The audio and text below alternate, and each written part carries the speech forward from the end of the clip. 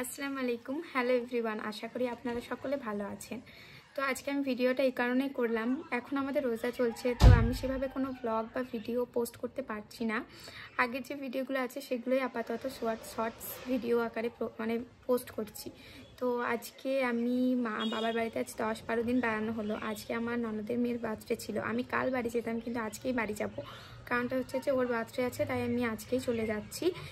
এখানে বেড়ানো আমার হয়ে গেল, আমি আবার আসবো। আমার একটা লিমিটেড টাইম আছে, আমি বেশি দিন মিডিলে পরপর বেড়াতে আসি। আমার একই গ্রামে বাড়ি হলেও আমি বেড়াতে পছন্দ করি, মায়ের বাড়ির বেড়ানো একটু আলাদা রকমই লাগে। তাই মনে হয় যেন না, আমি বেড়াতে আসবো, সেভাবে সকালে এসে বিকেলে যেতে আমার একদম ভালো লাগে না। তো আমি একদমই আসি না মিডিলে, হয়তো কোনো বিয়েতে আমাদের সামিয়ানা লজে এলে তখনই এখানে আসি। তো আজকে জন্মদিনে দেখি কিভাবে আমাদের দিনটি যায়। আসলে এখন রোজার টাইম, তো সেই জন্য সেভাবে কোনো কিছু সেলিব্রেশনও করা হবে না। তাই যাই, যতই হোক একটা বাচ্চা মেয়ের আমার ননদের মেয়ের বার্থডে, তো দেখি কেক কিছু বন্দোবস্ত গিয়ে করার হচ্ছে। তো যাই, আপাতত টাটা, এরপরে দেখা হচ্ছে বাকি ব্লগে।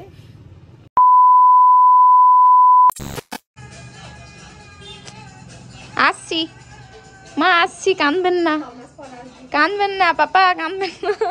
আসছি, 6 মাস পর আসবো আবার। আপনার চোখে ঘা। ফল নিয়ে আমাকে দেখতে যাবে আবার মা। আমি বাড়ি চলে যাচ্ছি, মা আবার ফল নিয়ে আমাকে দেখতে যাবে বললো। এতটাই মিস করছে। পাগলা হয়ে গেছে ও মা। মা শাদি চলে এসেছে মা। মা আয় যে না পাইছো মা। ও মা যা যেও না। ওমা না বলে লাগছে। মা দেখতেন, মা টোটো দাঁড়িয়েছে মা। মা এদিকে কাঁদছে, মায়ের মুখে দেখাও। মা কাঁদছেন না মা। বাড়ি যাবো। আমি ভুল করে বাবা, আমি বাড়ি যাবো ওই দুঃখে। বেশ আসি,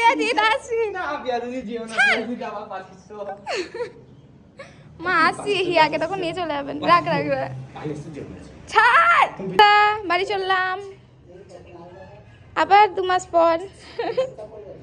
ঈদ এখানে আসবো দেখা করতে, আসছি।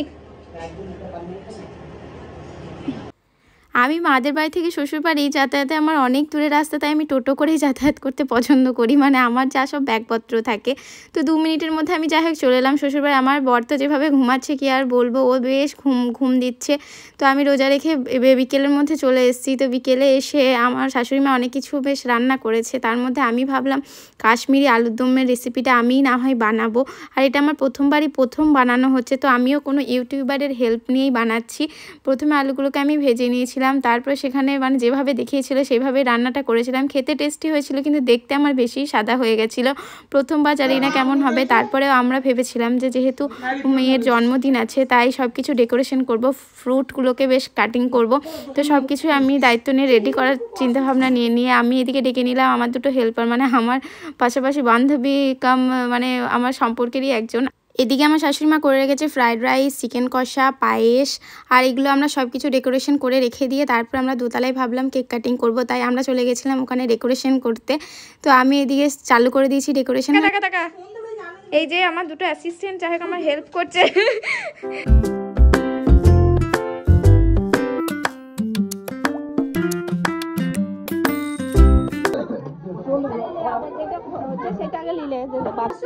এই তো ওরে বাবা রে, ওইখানে 2 জন টুকুন। এই ডিএসআই মফিজা, এই সোফাতে ডিএসআই রাখা আছে।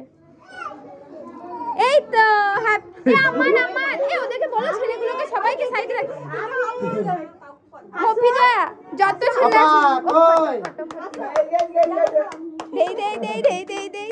দেই করে দেন, সবাই ছেলেগুলোকে সব পাশে ঢুকিয়ে দাও।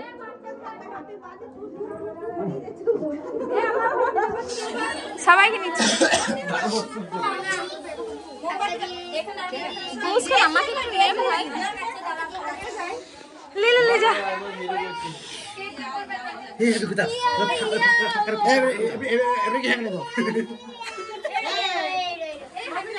Happy birthday to you.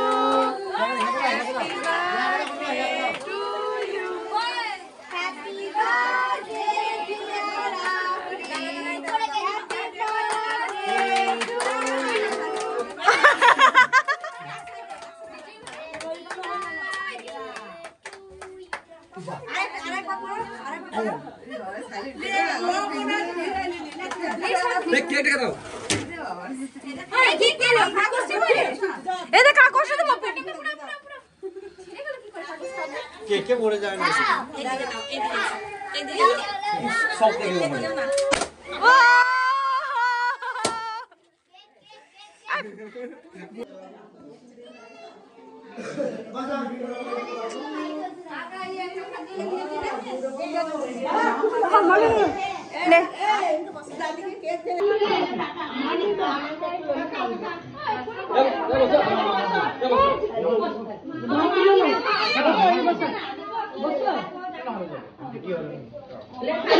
Magic glass দেখি, গ্লাস কাপ দেখি, কাপ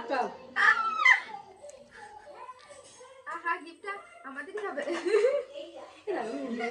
টেস্ট করে দেখি, একটু পান করুন আপনি।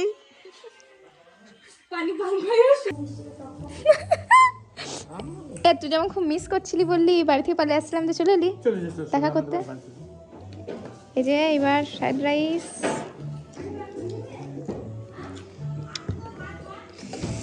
আলুর দম,